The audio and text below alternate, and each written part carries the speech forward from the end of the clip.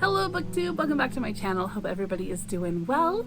I wanted to come on today and do a little bit of a check-in on my reading so far this month. Normally I just do a mid-month check-in and end of the month wrap-up, but I have had the opportunity to read quite a bit more than normal the first few days here of November, and so I thought I better come on and make a check-in, otherwise my mid-month video is going to be super long. So I have 4 books that I've read so far, and then one is I'm in the middle of, I will discuss with you guys. It's been a pretty good reading month so far, and I have a lot of thoughts and opinions on the things that I have read, so I will try to keep it brief, but no promises. All right, the first book I read is called Pendleton. It's by Keith F. May. This is a book that tells the history and story of a town in Eastern Oregon called Pendleton, and that is where the area of Eastern Oregon where I grew up and where my husband grew up. Throughout my childhood and into my 30s, I've always lived within a couple of hours of Pendleton, maybe even within an hour to hour and a half of Pendleton in all directions. This book basically just tells a history of that town. It's a pretty thin book. It's one of those that you kind of get like in a tourist shop. And honestly, if you're not familiar with the town, you probably won't get a whole lot out of it because he drops a lot of names of people and places and, you know, streets and history, people that really only made a huge impact on that particular community in a certain time of history, right? So if you're from there, it's very interesting and great. If you're not from there, you might pick up a couple of interesting historical anecdotes, but for the most part, you're probably going to be bored out of your mind. So I read through this. I'm going to send it to my mom because she currently lives there, and she'll probably enjoy reading through it as well. A couple of things though that I did pick up from it that I thought I'd share with you guys. One of the things I thought was really funny, it was talking about how the town was segregated for quite a long time, but it wasn't a racial segregation. It was a political segregation, and the way you could see this was by how many of similar kinds of businesses were in this town for such a small population. So this town started off as a like a pioneer town, right, in the 1800s, and there was mining nearby, and there was, you know, furs and, you know, whatever, trapping, that kind of thing. There was just different things that you did out in the Old West, right? So this is one of those Old West towns, and so it started off where there was just a few hundred people, right? And so at one point, I think there was like, it was talking about there was like 700 people in town, but there was like 15 brothels and like 10, you know, public houses, pubs, and then there was like 8 different churches, and then there was 2 schools, and there was always at least 2 of everything. For this town of 600-700 people, that seems really extreme, right? But the reason why is because Democrats did not want to visit things that were owned by Republicans or that Republicans went to, and then vice versa. Republicans didn't want to go to the Democrat stuff either. And so they had to have their separate churches and their separate bars and their separate brothels and their separate, everything was separate. And so I thought that was really funny, and it actually went on for quite a while. And I don't know, is that still a thing? Like, I know we have political segregation in America, but do we have it to the extreme of, you know, only Democrat and Republican churches and bars and stores and, you know what, I haven't seen that, or maybe I just didn't recognize that that's what's going on. So you guys will have to let me know if you've seen any of that in America or in other countries. The other thing that kind of grossed me out, so I've been to the Roman baths in Bath in the UK, and you know, I get the idea of the public bath and all that, but well, this story was talking about how the cowboys would go downtown to take a bath, and if you got there early and you were willing to pay for a 10-cent bath, you could get the first of the water, because they would only fill the bath once a day. So you could get the first of the bath for 10 cents, but if you didn't want to pay so much for a bath, you could come later and get like a 5-cent bath or a 3-cent or even a 2-cent bath. By the time I got to the 2-cent bath, the water was super black, smelly, things were floating in it, but all kinds of people would still take advantage of the 2-cent bath. And I'm imagining in my mind right now, there's a big old river that flows through the city of Pendleton and a couple of creeks. And I'm just thinking, the proximity to this big river compared to where they would have been taking these baths downtown, why in the world were they paying 2 cents to take a bath in somebody else's nasty bathwater, like all their buddies and all the horse tread on all over their bodies and the dirt and the ground. Why? Instead of just walking up the street and jumping in the quick flowing river to bathe. Like, that would have been way cleaner and much more of a pleasant experience. I don't know. It's weird. So that counts for Nonfiction November and Historathon Q4. So send that to Mom and see what she thinks. All right, next up, this book I chose for Nonfiction November as well. This is Jane Austen At Home by Lucy Worsley. I DNF'd this pretty soon into it. And for the same reasons that I did not enjoy reading the biography that she wrote of Agatha Christie, I did not enjoy reading this biography of Jane Austen. I read, like I said, the first 40 pages or so. Then I sort of skimmed through it, and the thing is I just don't think I like Lucy Worsley as a biographer. I think the problem, really, and this is the same problem that I found in the Agatha Christie one, is that I think she wants to be the one to find something new, right? She wants to be the one to have some new information to share, and an ear-tickling thing. She wants to discover something new about these people that she's writing about, but the people she's choosing to write about have been done to death. I mean, Jane Austen, 250 years ago the woman was born. We have lots of Jane Austen biographies out there by people who have spent the time doing a whole ton more actual research than Lucy Worsley has done in this book, clearly. Agatha Christie, right, she wrote her own biography. Why do we need another one? When I was reading through this book she wrote on Jane Austen, I felt like she just really was trying to rewrite history. She was really just trying to make Jane Austen out to be somebody that she wasn't. And that is a thing that really gripes me about a lot of Austen biographers. They want to make her some kind of a closet feminist. It's the same thing that Worsley was trying to do with Agatha Christie as well. And if you read her stuff and you read her own biography, like, the woman wasn't, she was not a feminist, and she had plenty of biases, and she had plenty of politically incorrect things to say, and that's how she saw the world, and we can't change that. She told us who she was. It's okay.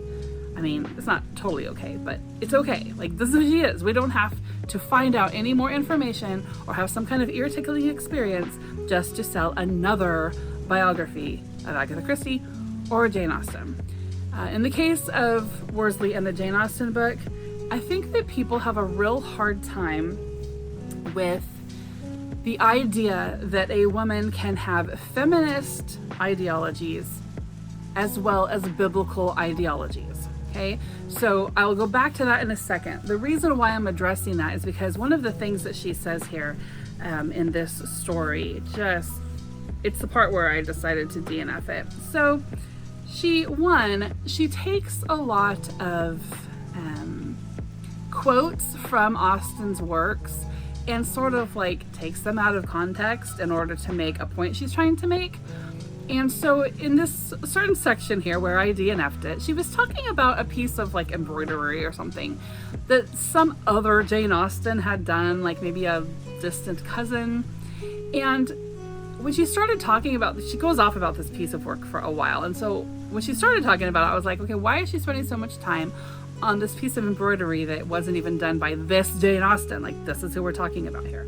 But it soon became apparent of why she needed to bring this up. It's because she wanted to make a point. And here is what she said. A sampler made by a Jane Austen features a quotation from the Book of Common Prayer. In the time of trouble, I will call upon the Lord, and he will hear me. And then she says, while it wasn't Jane's sampler, it was the sort of thing that she was expected to make. Even if she agreed to none of it in private, like Emma Woodhouse, she denied none of it out loud. Okay, and that just bugged me because Jane Austen tells us she's a woman of faith.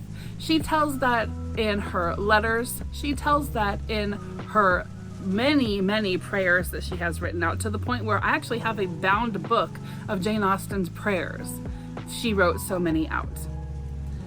She tells us that in the many characters within her stories that are people of faith, you see a thread of biblical faith all throughout Jane Austen's life, both in her own writing about herself and her own just thoughts and prose, as well as in her novels. That is undeniable. And I think that these biographers who are going this crazy ultra feminist direction that I just don't agree with. I don't agree that she was that person. I think that they just are having a hard time because they can't reconcile the fact that she was pro-woman. She was pro-independence. She was pro-intelligence. She was pro-education when it came to women. She was pro being strong and standing on your principles, not just marrying for money, but marrying for love. And we see all of these independent women that Jane Austen wrote about. And I think people who haven't lived the life of a wife, mother, and homemaker are having a difficult time reconciling these strong character traits that they see in Jane Austen's women, reconciling that with what they think the life of a wife, mother, and homemaker, a traditional wife, is really like, and what the life of a person of faith is really like, okay? And I think this is why I relate to Jane Austen so well, because I am a person of faith. I am a traditional wife, mother, and homemaker, but I am also a person who subscribes to a lot of feminist ideologies, as long as they don't get into the militant, hateful, extreme area. I am pro-woman. I am pro-woman at being educated, being independent, being able to take care of herself. I think that I would really be stupid if I didn't put things in place in my life to make sure that I can take care of myself and my children should something happen to my husband. Like, he takes care of me right now, but what if he can't someday? Am I just gonna, go to the poorhouse? Am I just gonna go knock on my parents' door and ask for help? No, I'm gonna go out and take care of things because I'm an independent, intelligent person who, has enough self-respect. Okay, anyway, this is a rant, but let me give you a couple of other pieces of evidence that just make me feel like Worsley is trying to push an agenda here. In her introduction, she says, "I know who I want Jane Austen to be. I put my cards on the table. This is unashamedly the story of my Jane, every word of it written in with love." Okay, I don't want to read about who Worsley wants Jane Austen to be. She doesn't give me enough evidence from Jane Austen's own life to even... but she says, "But in searching for this Jane of mine, I have accidentally met a whole generation of women for whom Jane seems to speak. The governess Anne Sharp, her sister spinster Cassandra, her sisters-in-law killed by childbearing." Okay, killing is an act of maliciousness, usually. Sometimes it's an accidental killing, but then we call that, what, a homicide? An accidental homicide? I don't know. Killing carries the connotation that someone was out to get you. They killed you, right? So, killed by childbearing, like that perspective, to me, in this setting, sounds like you better avoid childbearing, it'll kill ya. It's that militant, hateful attitude that just really gripes me. It's like Worsley is saying, childbearing will kill you, and Jane was smart to stay away. I don't know. That's just my perspective. I got a lot of other stuff. I'll move on. I ranted about this book too long, but basically I feel like Worsley couldn't provide evidence for what she wanted Jane to be, so she just made stuff up. And I don't know, I just don't have the time for that. I've read plenty of Jane Austen biography. I have my own opinions and thoughts on her life, and I did not want to waste my time. However, I am keeping this book because my husband gave it to me and wrote me a really sweet note in the front of it, so I've got to hold on to that. All right, next up was Before the Coffee Gets Cold. This is by Toshikazu Kawaguchi. How'd I do? And I've been very curious about this book for quite a while, and then I realized there's actually quite a few in this series that I think kind of take the same idea and continue on with it. So this book is translated from Japanese, and this is the second Japanese translation that I have read. I struggled with the first one. I think that was Days in the something bookshop. I can't exactly remember, but I'll put it up on the screen if I can find it and remember what that one was. And I really felt like it was just so badly translated. It was so basic, very juvenile. It sounded like a 9-year-old kid wrote this story, and I just wasn't impressed. And the story didn't go anywhere. The plot was just really flat. I didn't love it. But I gave this one a chance because the idea of it sounded really interesting. It was better translated, but not much better. But the complexity of the story and the unique sort of genius idea of it makes me believe that it probably is a really great story in the original language. It just wasn't translated well. So I'm going to kind of give it that grace, and I am going to pick up the other books in this series. Basically, there is a cafe in Japan, and it's very tiny. It only seats about like 9 people. And so there is a table at that cafe with a chair, and if you sit in that specific chair at that specific table, you can be transported back in time to a time of your choosing. And whatever happens there does not change the present time. Everything stays the same. Nobody knows you were there. You haven't rewritten history or anything. But you can only stay there as long as it takes for the coffee to get cold. So when you sit in the chair, the waitress pours you a cup of coffee, and then you have until the time that the coffee gets cold to stay in that place in the past that you chose. Once it gets cold, you have to drink up the coffee. If you don't, you will die. And then there's other rules. You have to stay in the chair. If you try to get out of the chair, you'll be forcefully jolted back to the present. Another rule is that you can only go once in your life. You can only have this experience one time in your life, so you don't want to waste it. So the book features, I think, 4 different stories about people who went to the past for various reasons and what happened, and how it didn't actually change the events of their present time, of their reality, but it changed the way they saw things. In each instance, they were changed, and they were able to, move forward in positive and healthy ways because of the change that had undergone with them by what they were able to see in the past, if that makes sense.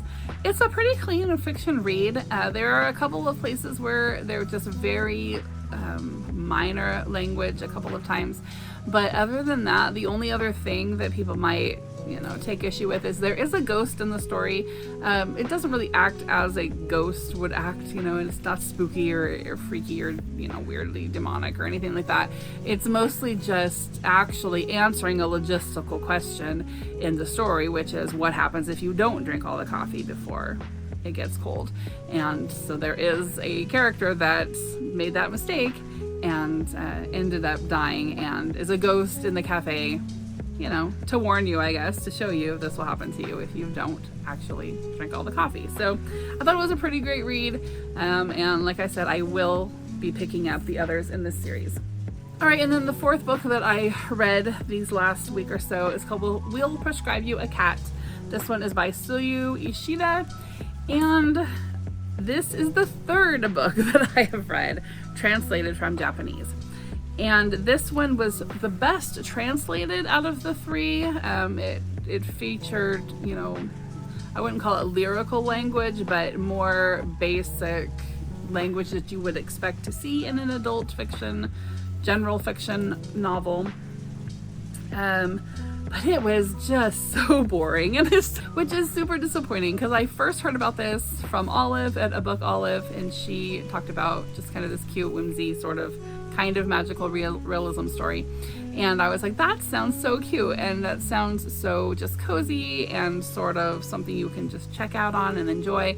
And it really could have been that, and maybe it was in the original language, but for me, it was really boring and almost just negative. The idea is that you go to this, it's like a mental health clinic, and when you go there and you tell them your ailments, they prescribe you a cat. And so this cat is supposed to be like a therapy animal for you. And so in each case, the people are really shocked because that's not what they were expecting. They didn't realize that when they go to this clinic, they're not going to be prescribed traditional medicine. They're going to be prescribed a cat. And so they, it tells the story of what happens with the cat and how it changes them and different things. But it sort of kind of goes off the rails at one point, and then you're just like, what? And then it also just, I don't know, it was really flat. These stories, they were just negative, the people were negative, and they didn't really go anywhere. Like, you didn't see a huge character change in the majority of the people. At the end, there is a twist that you don't see coming for a long time, but once you understand it, you're like, oh, that's kind of clever. So it is a clever story, and it just really makes me wish that I could read Japanese, because I think that I am missing some stuff, and I think the majority of readers are missing some stuff when they read these, because just translation issues, right? All three of these books that I've mentioned that were translated from Japanese were bestsellers. They had been made into movies. The Before the Coffee Gets Cold was, I think, started out as a play. They are all, millions of copies sold, sort of a thing in Japan. And so they're being translated into all kinds of different languages around the world. They've got to be good stories, right?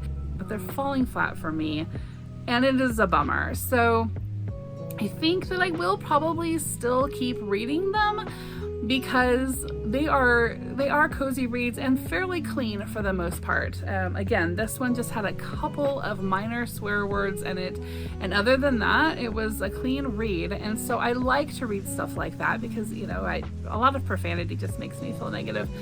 But I think I'm just gonna have to kind of imagine them to be deeper than they actually are, because the idea of these stories are pretty cool, but the way that they're carried out or translated out, not so much. All right, and then finally, I am about halfway through the autobiography of Prince Harry called Spare. That's where I'm at. So yeah, I'm like just about right at halfway. I'm gonna try to read the rest of this today into tonight, or at least by tomorrow afternoon, be done with it. I am enjoying it. I don't know if enjoying, it's hard to say that you're enjoying something that is heartbreaking, but there's some funny and good parts as well. But it is a heartbreaking story, and I am definitely sympathetic to Harry.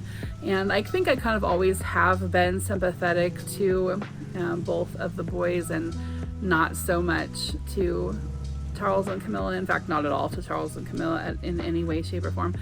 But I think that I really am leaning more towards Harry, even if I had to, choose one of the sons to be sympathetic towards.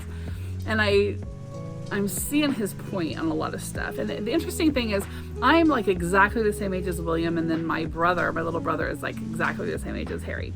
And so growing up, we were very aware.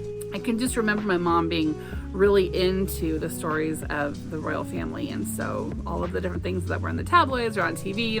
I grew up in a generation where your TV is always running, and so I just heard a lot of stuff growing up, saw a lot of stuff in the tabloid magazines on the cover of People and wherever. And then there was the tragedy where we lost Diana. It happened my senior year of high school, and then just kind of watching them in their young adult years. We've all kind of grown up together, I guess. And so when he's alluding back to different times in his past, some things that were put in the media, and he's basically giving his side of the story, and it's believable. And I'm only up to the point where he is in probably like his mid-20s. And so he's about where my older sons are, or shortly will be. And so I'm really relating to him as a child who has grown up with so many unanswered questions, so much unaddressed trauma and grief. And I do not see anywhere where anyone has addressed that, where anyone has offered him counseling or a break, or have said, no, you don't have to do that because you're struggling and we see that and we love you. So therefore, you're out. You don't have to be a part of any of these things. Go home, relax, chill, eat a cookie, and deal with your grief, buddy, because we care about you more than we care about our public image. I never saw that, ever. And hearing his side of things is just, it's breaking my heart. It makes me feel, it just makes me really think about, there's people that will say, well, you shouldn't whine and complain. You live in the castle. You grew up rich. You grew up royal. You deserve this. This is what you get, right, for growing up this way. This is what you get for living in the public spotlight. You owe us. And I'm talking concerning the paparazzi and, just the news media and just their relentless harassing and intrusion into the lives of these people. And I've always thought that was wrong, but it's just making me feel disgusted now, just seeing how much this has impacted him and held him back from relationships, from education in a direction that best fit with his natural aptitudes and abilities, all kinds of stuff. I'm looking at this like a really abusive situation, a really sick way to treat a kid, regardless if he's a royal or not, regardless of what he may have, done as an adult, and all of his faults. So far, I'm only up to mid-20s Harry, and what I have read so far just infuriates me. So we'll finish that up, and I will address the rest of that in my mid-month wrap-up. This video did go pretty long, so I'm really glad that I decided to go ahead and talk about these and not save them for the middle of the month. So hope everybody's doing well. Let me know in the comments what you're reading, if you read any of this stuff. What do you think? Did you make it this far with all of my opinionated opinions that were opined without coercion? See y'all soon. Bye-bye.